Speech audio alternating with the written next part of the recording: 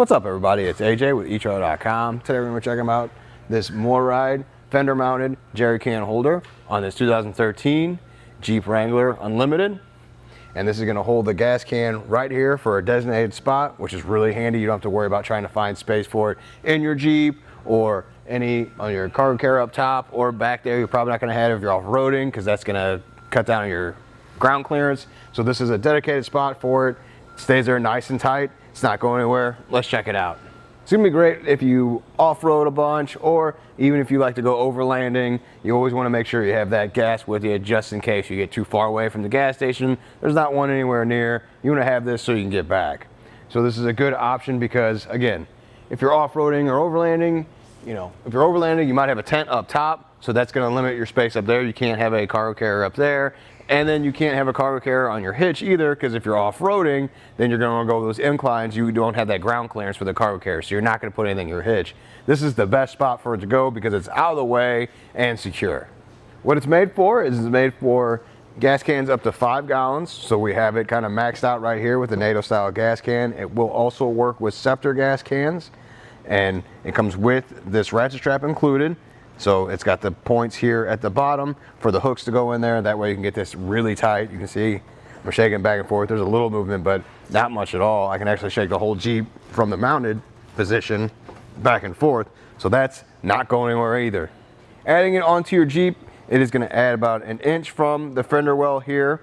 You can see it sticks out just a little bit more, and that's with standard Jeep tires. So chances are if you have bigger off-road tires, they're going to stick out a little bit further anyway.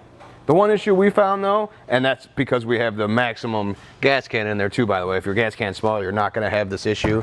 But the door does hit, but the door is pretty open for that to happen. So we're about here is where it makes contact. But if you come over here and look, this is pretty wide open here. I mean, you can still get in and out of your Jeep just fine. You just won't be able to fling that door open. The whole thing's going to be made of a black powder coat steel. Let's get some measurements here on the inside, from inside to inside. It's going to be 14¼ inches here from here to here, and then from front to back it's going to be 7¼ inches from right there to right there. As far as installs go, it can be a little intimidating when you're first going over the instructions, but it really isn't that bad. You're going to be taking some bolts out and some panels out here. You're going to have to remove the entire running board down here to install this bracket, but the good news is you don't have to drill. You're really just removing bolts and replacing those bolts when you add these brackets on there. But that being said, this is one of those things that once you get it installed, it's staying there in place, so it's not going to be one of those things you can easily just take off and put on whenever you want. That being said though, just follow along and see how we did it. First thing we're going to do for the install is get this J-nut installed up here at the Jeep. But to do that, we have to remove some of these bolts along the way to be able to pry this out. So, come out with my ratchet. I'm going to remove these bolts here.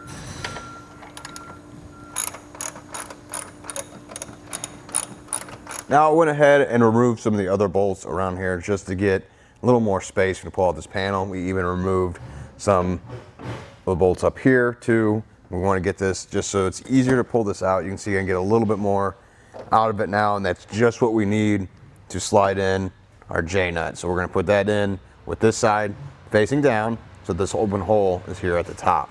So with one hand I'm going to pry it out, the other hand I'm going to try and push that on there. I'm going to try and keep my hands out of the way so you can see it, but I might get in the way just a little bit.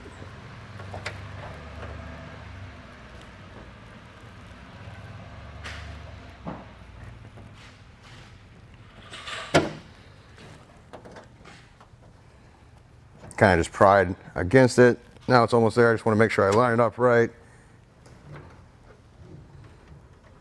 Push on it, and I can kind of push it into place like that. There we go.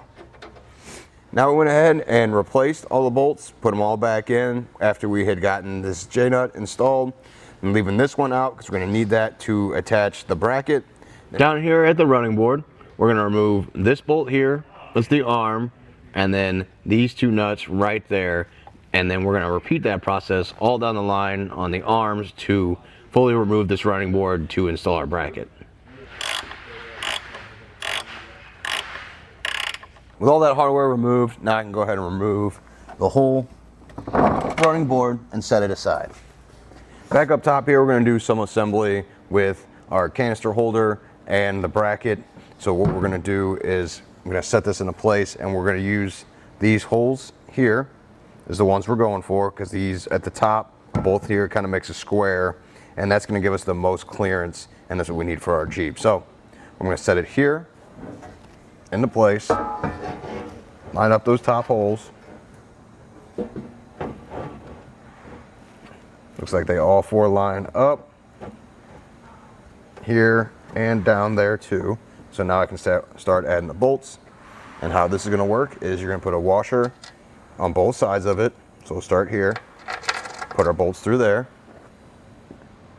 and then repeat that for the other three holes. Just go ahead, and that's just going to help keep it aligned when you go to tighten up on the other side. And all right, now that those are there, let's kind of hold it in place so you won't shift around as much, and come back on the underside with these washers and nuts,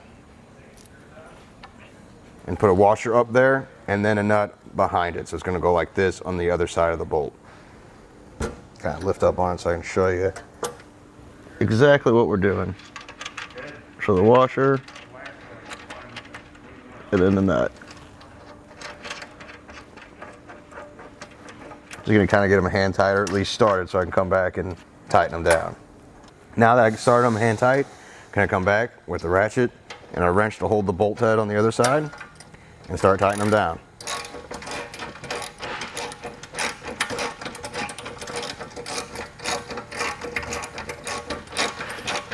And we're going to repeat that on all three of the other bolts. Now it's time to go ahead and set it up on our Jeep. So I'm going to set this lining up these holes on these tabs. I'm going to try and show you before I do it. This one is going to go right there on that J nut we installed earlier, and then this one's going to go on the side of the Jeep. So instead of me talking about it, how about I just set it in place to show you? And this kind of helps you because that sits on the top, so you don't really have to hold this end as much, so that frees up a hand to grab one of the bolts to run that in. So this is the hardware they gave you. Drop that bolt in there, get it hand tight, and that J nut, you might have to move this around just a little bit. There we go. Now it's starting there pretty easily. And then I got that one run down. Okay, I'm gonna go ahead and install this one so I don't have to hold this anymore. So we're gonna take the factory bolt that we removed earlier, put it through this one. Again, you don't want to make sure that it's pressing up against that bolt. So it's kind of keeping it from going in there straight. So I will adjust it. I've got my knee here at the bottom, kind of moving it up and down as I find the right spot for it. There we go. Now we're going to go ahead and bring our running board back up. We're going to line up with the holes and our bracket. Now we left those bolts that we installed loose on this bracket, so that way it has a little bit of movement when we go to put this back in. Just make sure you kind of aim them all at the same time, and it's far easier, see?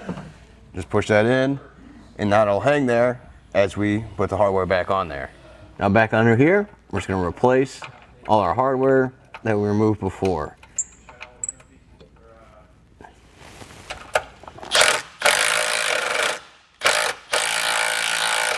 Back up top, we're going to come back and tighten down the hardware we installed now that everything's put back into place.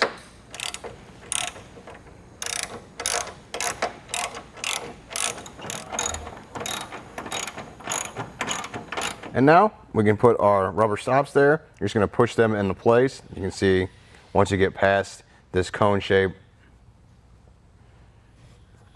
they're going to stay right in there if you get it in that groove. So you just kind of push on it. Maybe twist it a little bit, but not too much because you don't want it to break off. It is rubberized. So you just push it in like that. It goes into place, you see it'll stay right there. We're going to do the same thing with this one as well. If we were going to permanently install this, we would go ahead and peel off this back part, and it would be sticky. So you could stick it to the bottom here. This is a pad, so when you set your jerry can in there, that it doesn't rattle around. It's going to work in combination with these rubber parts, but since we're just temporarily installing this to show you how to do it, I'm just going to set it down in there. Overall, it was a little bit more of an in-depth install than I thought it was going to be originally, but it wasn't too bad. We got it done pretty quickly. It's on there nice and tight. I can just shake the whole Jeep from this mount, so it's not going anywhere. That in combination with the strap, the ratchet strap it comes with, holds it in there nice and tight too. So there's not going to be rattling while you're driving on the road. And it's got those rubber stoppers in there with that bottom, so there's not going to be a bunch of clanging, rattling while you're driving. It's there, it's nice and mounted. You have somewhere to put your gas can now that's not inside your vehicle or trying to find space for it somewhere else. It's got a dedicated spot, so it's going to be here and out of the way, saving room in other places. Plus, it just looks cool and makes your Jeep look even more utility. Well, thanks for hanging out, and I hope this helped.